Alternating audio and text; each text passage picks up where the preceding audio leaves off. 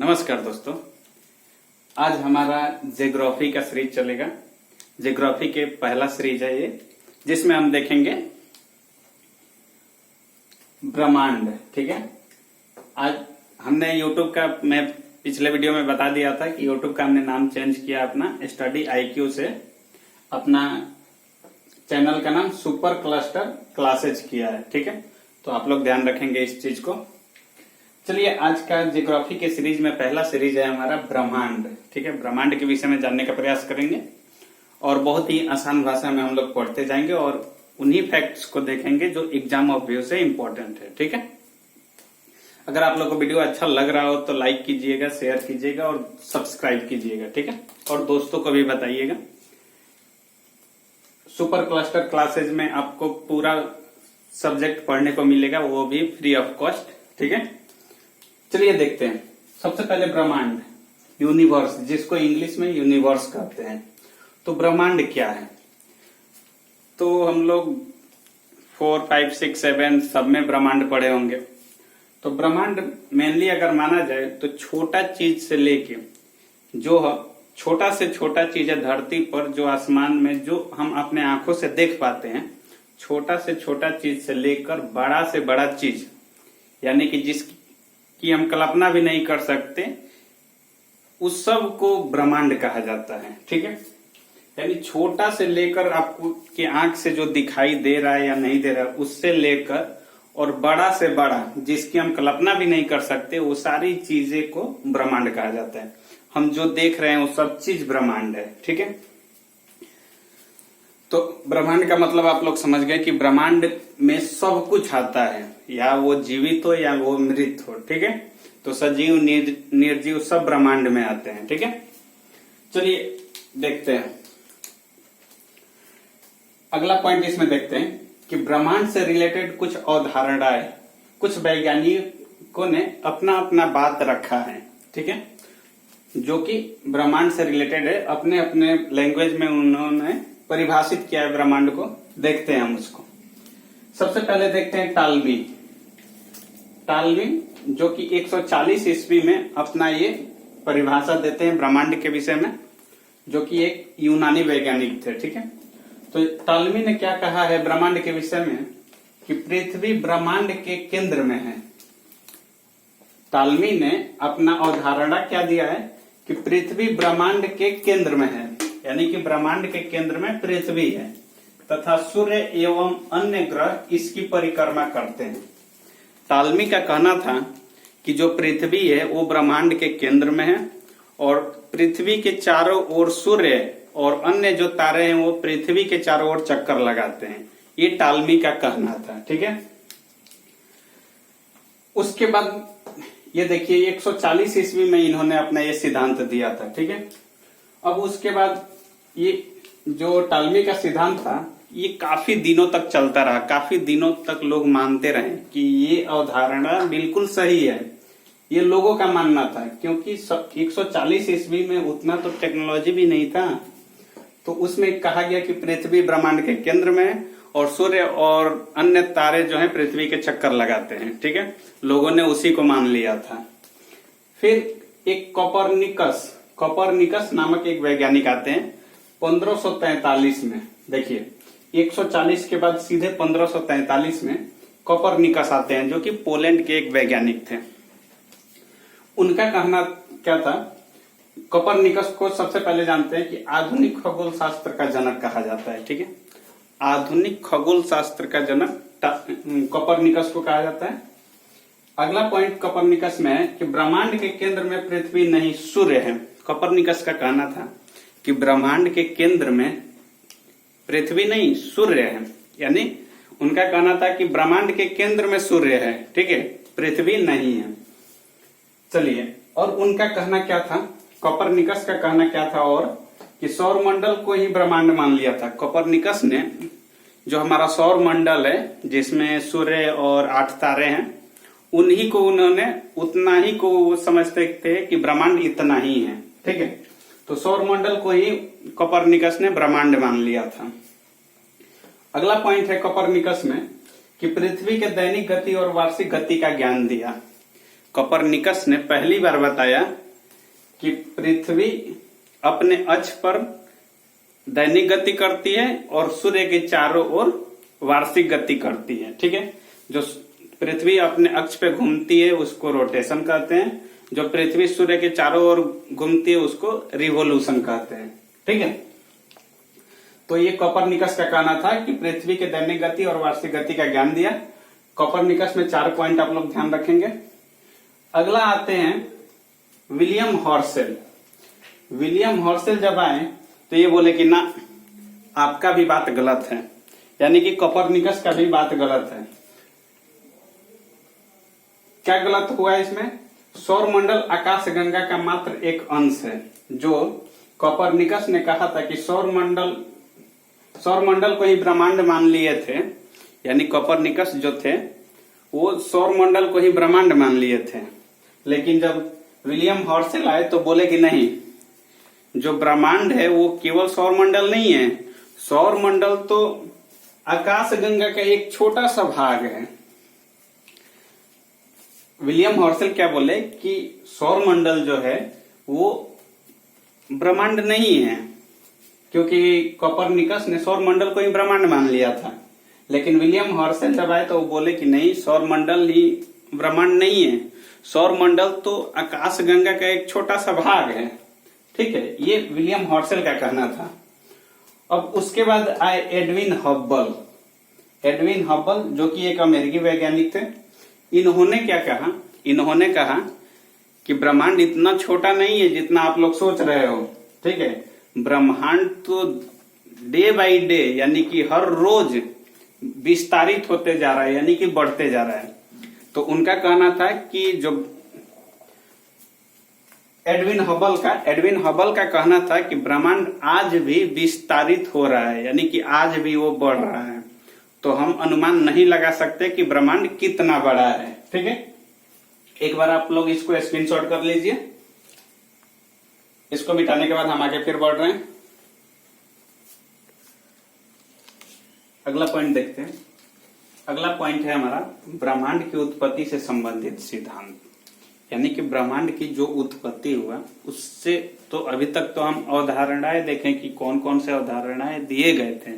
ठीक है, अभी हम देख रहे हैं कि उत्पत्ति से संबंधित कौन सा सिद्धांत महत्वपूर्ण है। तो सबसे जो महत्वपूर्ण सिद्धांत है, तो आप लोग को भी पता होगा कि महाविस्फोटक सिद्धांत, जिसे बिग बैंग थ्योरी कहा जाता है। ठीक है, महाविस्फोटक सिद्धांत जिसे बिग बैंग सिद्धांत या बिग बैंग थ्योरी भी कहा जाता है। ठीक है, तो ये ब्रह्मांड की उत्पत्ति से संबंधित सबसे महत्वपूर्ण सिद्धांत है। ठीक है, ये भी क्वेश्चन में पूछा जाता है कि ब्रह्मांड की उत्पत्ति से संबंधित सबसे महत्वपूर्ण सिद्धांत कौन सा है? तो महाविस्फोटक सिद्धांत है, जिसे महाविस्फोटक सिद्धांत को ही बिग बैंग थ्योरी या बिग बैंग सिद्धांत भी कहा जाता है। ठीक है, और ये भी क्वेश्चन पूछा जाता है कि ये बिग बैंग सिद्धांत दिया किसके द्वारा गया था? तो जॉर्ज लेमेतेयर द्वारा, हमने नोट कर दिया है, जॉर्ज लेमेतेयर द्वारा ये सिद्धांत दिया गया था, बिग बैंग सिद्धांत। ठीक है, अब बिग बैंग जो थ्योरी था, आखिर उस थ्योरी में था क्या, उस थ्योरी में कहा क्या गया था, इस चीज को देखते हैं। तो देखिए, जो बिग बैंग सिद्धांत था, जो बिग बैंग थ्योरी था, उसमें कहा गया क्या कि 15 अरब वर्ष पूर्व, यानी कि 15 अरब वर्ष पूर्व जो ब्रह्मांड था वो एक विशाल अग्निपिंड था। ठीक है, ध्यान से सुनिएगा, इसको अगर नोट करना है तो नोट कीजिएगा, नहीं तो उतना इम्पोर्टेंट भी नहीं है। बिग बैंग थ्योरी आपसे नहीं पूछा जाता है किसी एग्जाम में कि हाँ, बिग बैंग थ्योरी किसने दिया था और बिग बैंग थ्योरी किससे संबंधित है, ये चीज पूछा जाता है। लेकिन आपके नॉलेज के लिए हम ये चीज बता रहे हैं कि आखिर बिग बैंग थ्योरी में था क्या। ठीक है, तो जो बिग बैंग थ्योरी था उसमें कहा गया कि ब्रह्मांड जो था लगभग 15 अरब वर्ष पूर्व ब्रह्मांड एक अग्निपिंड था, यानी कि अग्निपिंड, पिंड का मतलब होता है गोला या वस्तु, गोलाकार वस्तु। तो जो अग्निपिंड था, यानी कि अग्नि का एक बहुत बड़ा गोला था। ठीक है, क्या? ब्रह्मांड। इसके बाद कह रहा है कि इसमें अचानक विस्फोट, एक समय ऐसा आया कि उसमें अचानक विस्फोट हुआ। ठीक है, विस्फोट के बाद उसमें मौजूद पदार्थों का बिखराव हुआ। जो बड़ा सा अग्निपिंड था ब्रह्मांड, उसमें विस्फोट हुआ और वो बहुत अनेकों पदार्थ से मिलकर बना हुआ था। अब जब उसका विस्फोट के बाद बिखराव हुआ तो उसमें जो तरह तरह के धातु, गैस जो भी थे पदार्थ मौजूद थे, तो उनका बिखराव शुरू हुआ। ठीक है। अब बिखराव होने के कारण जब जैसे कोई चीज टूटता है तो कभी बड़ा चीज में, कोई छोटा उससे छोटा चीज में, अगर एक पत्थर को हम एक बार तोड़ेंगे तो थोड़ा बड़ा भी निकलेगा, थोड़ा छोटा भी निकलेगा, थोड़ा एकदम महीन मिट्टी जैसा भी निकलेगा। तो वही चीज हुआ कि जब विस्फोट हुआ तो बिखराव के कारण उच्च घनत्व वाले और निम्न घनत्व वाले अनेकों पिंड बने। ठीक है। उच्च घनत्व यानी कि भारी धातु, हल्का धातु सब बने। ठीक है। उच्च घनत्व वाले और निम्न घनत्व वाले पिंड का सृजन हुआ। अगला पॉइंट है इसमें, विस्फोट के कारण अनेकों पिंड अंतरिक्ष में बिखर गए। यानी कि जब उसका, वो तो बहुत बड़ा पिंड था ना, उसका जब विस्फोट हुआ तो कुछ पिंड जो उसमें से थे वो अंतरिक्ष में चले गए, जो आज भी क्या है, गतिशील हैं। ठीक है।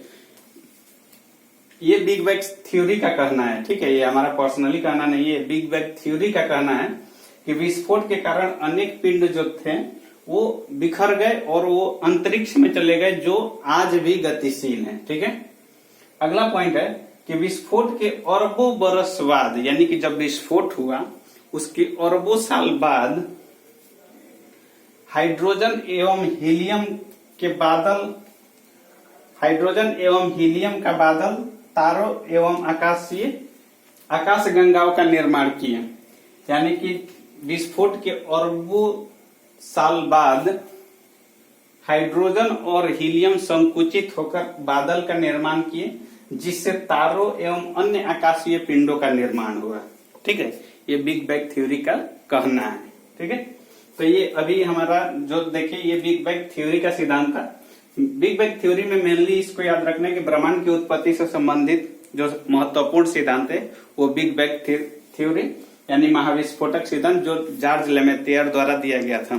बिग बैंग थ्योरी हमने आपको नॉलेज के लिए बता दिया कि बिग बैंग थ्योरी में आखिर कहा क्या गया है। ठीक है।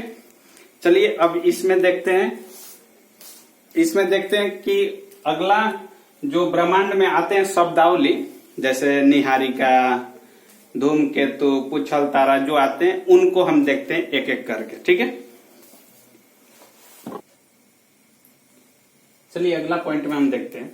अगला पॉइंट में हम शब्दावली देखते हैं कि जो ज्योग्राफी में शब्दावली यूज होते हैं ब्रह्मांड में, जैसे निहारिका है, उपग्रह है, ग्रह है, तारे हैं, तारामंडल है, सौर मंडल है, ये सब शब्दावली देखेंगे। सबसे पहले ये बहुत इंपॉर्टेंट है क्योंकि आप लोग को तो पता है कि तारामंडल क्या है, आकाशगंगा क्या है, लेकिन अगर आप लोग को कोई डिफाइन करने के लिए पूछ देता है तो फिर आप लोग कंफ्यूज हो जाते हो। ठीक है। चलिए देखते हैं। सबसे पहले निहारिका, जैसे हम लोग बार बार पढ़ेंगे, आगे पढ़ेंगे, हम लोग विस्तार से सब पढ़ेंगे, लेकिन अभी क्या है कि शब्दावली मेन चीज है कि शब्दावली आप लोग कम से कम समझ लीजिए कि आखिर ये शब्दावली निहारिका का मतलब क्या होता है। बार बार जैसे हम लोग आगे पढ़ेंगे तो उसमें निहारिका आएगा शब्द बार बार, तो निहारिका का मतलब आप लोग को पता रहना चाहिए पहले से। ठीक है। इसलिए हमने शब्दावली को लिखा है। अभी सब पूरा शब्दावली देख लेते हैं, उसके बाद फिर विस्तार से आगे बढ़ेंगे। देखिए निहारिका, निहारिका जिसको इंग्लिश में नेबुला कहा जाता है। ठीक है। नेबुला। तो आखिर ये निहारिका क्या है, निहारिका क्या होता है? तो देखिए, हाइड्रोजन, हीलियम, धूलकण एवं अन्य आयनीकृत प्लाज्मा गैस, यानी कि हाइड्रोजन, मेनली हाइड्रोजन, हीलियम और धूलकण से मिलकर बना हुआ आयनीकृत प्लाज्मा गैस संकुचित होकर एक बादल का निर्माण करती है। ठीक है। हाइड्रोजन, हीलियम, धूलकण एवं आयनीकृत प्लाज्मा गैसें संकुचित होकर एक बादल का निर्माण करती है। उसी बादल को निहारिका कहा जाता है। ठीक है। तो अब निहारिका समझ में आ गया होगा कि नेबुला क्या है।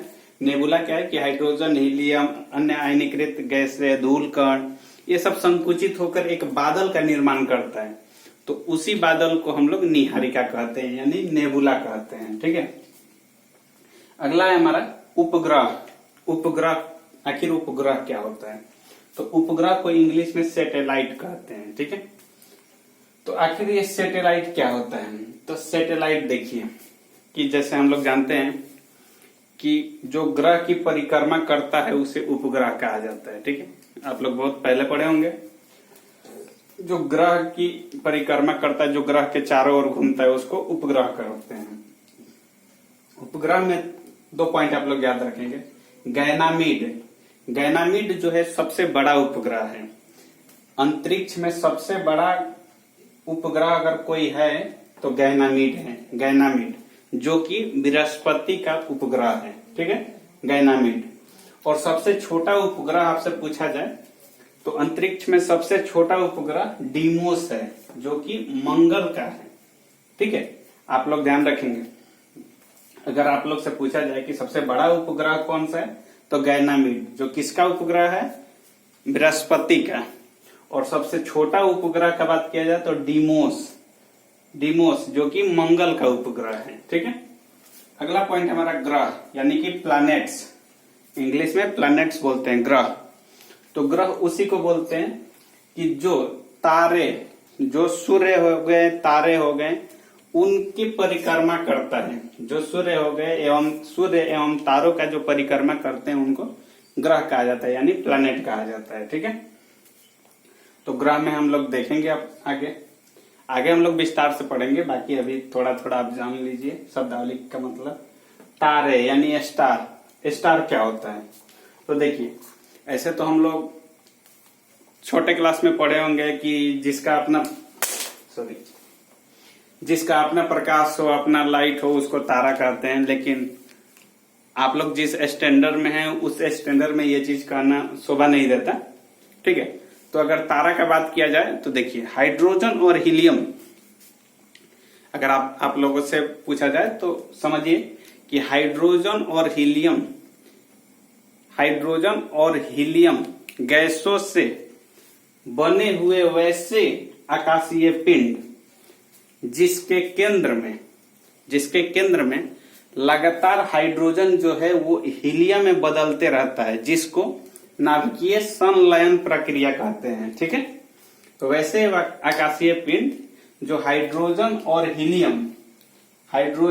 हीलियम से बने होते हैं, जिनके केंद्र में नाभिकीय संलयन की प्रक्रिया निरंतर होते रहती है, जिसमें हाइड्रोजन जो है वो हीलियम में बदलते रहता है, ठीक है। हाइड्रोजन के हीलियम में बदलने के कारण उसके पास अपना ऊर्जा और अपना प्रकाश होता है, उसे तारे कहते हैं, ठीक है। एक बार ध्यान से सुन लीजिए, हाइड्रोजन और हीलियम से बने हुए वैसे आकाशीय पिंड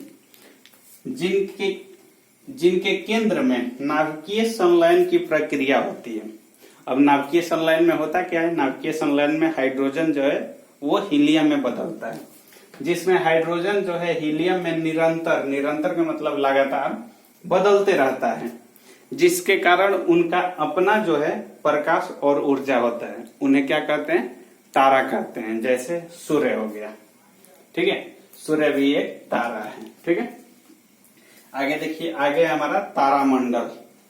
तो तारामंडल लाखों तारों के समूह को तारामंडल कहते हैं, यानी अनेकों, समझिए कि अनेकों तारा के समूह को तारामंडल कहते हैं।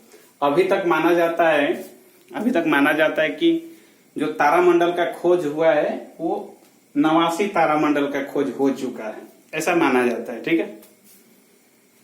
तो तारामंडल आप लोग समझ गए कि तारामंडल क्या है, कि अनेकों यानी लाखों हजारों ताराओं के समूह को तारामंडल कहते हैं। अब सौरमंडल, इसके नीचे है सौरमंडल। सौरमंडल में आप लोग को पता होगा कि सूर्य और अन्य जो 8 ग्रह हैं, सूर्य और अन्य 8 जो ग्रह हैं उनको मिलाकर सौर मंडल या सौर परिवार कहा जाता है, जिसका मुखिया सूर्य होता है, ठीक है। अब इसके आगे हम देखते हैं, इसके आगे शब्दावली हम नेक्स्ट वीडियो में देखेंगे, ठीक है। क्योंकि पहले शब्दावली पूरा जान ले, उसके बाद फिर विस्तार से हम डीपली पढ़ना शुरू करेंगे। तो आज के लिए बस करते हैं। अगर वीडियो आप लोग को अच्छा लगा हो तो लाइक कीजिएगा, शेयर कीजिएगा, सब्सक्राइब कीजिएगा और दोस्तों को भी बताइएगा। वीडियो देखने के लिए धन्यवाद।